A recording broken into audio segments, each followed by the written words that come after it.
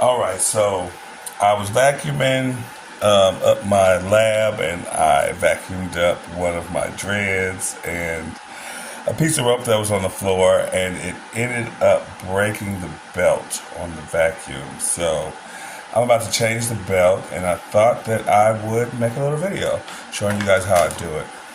First off, of course, this roller, I've already taken off the pieces to the vacuum and everything. But this roller is pretty clogged up with hair and thread from my workroom and just whatever has been vacuumed up. So I'm going to loosen some of this up and get this off. All that hair and like some dental floss and some of everything in here. But I thought I'd clean that off first.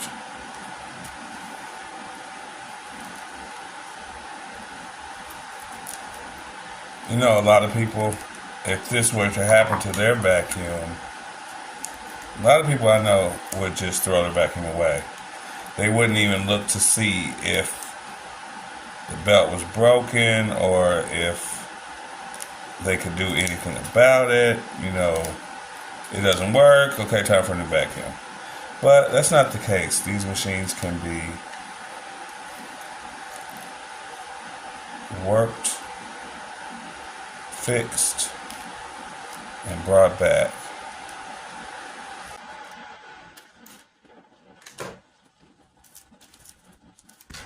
Yep, not the camera.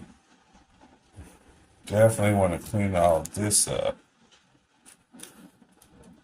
because this is where the belt goes.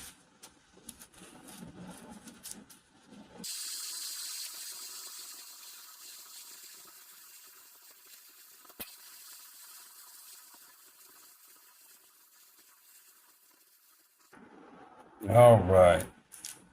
That's a whole world better than it was.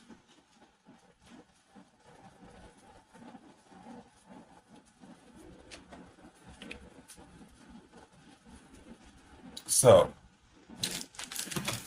got another belt right here. Got it from Walmart.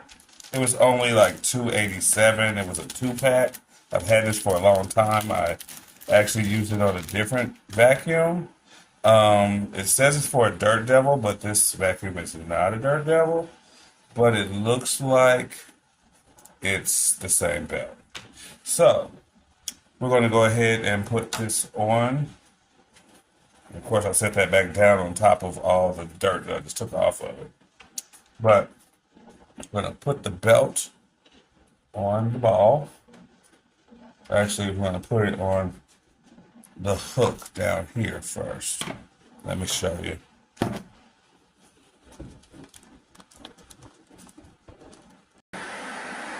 Okay, so this right here. I'm going to loop the belt on there like that, and then we'll put this back on the stand,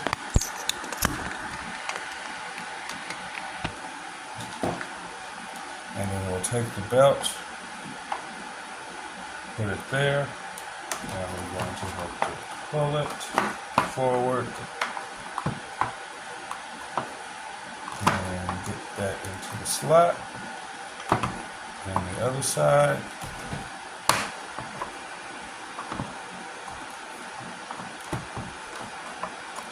Might have helped if I looked at it first.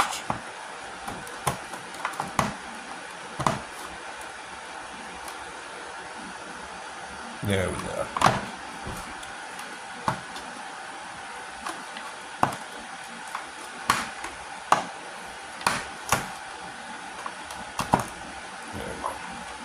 So, push that all the way down, make sure that's actually on there. And then all we got to do, put the cap back on, put the cover back on. Make sure that's, I'll clean that off too. And I've taken this apart before and lost the screws, so I had to use some different screws, but it still works.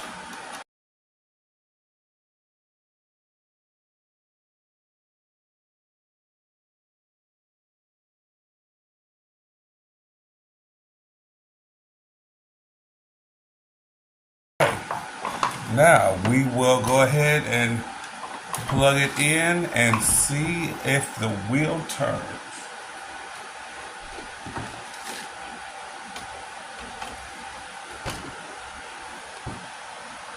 Of course, the cord knocked over my camera. Okay, here we go. Working. Fixed it. Come back for more.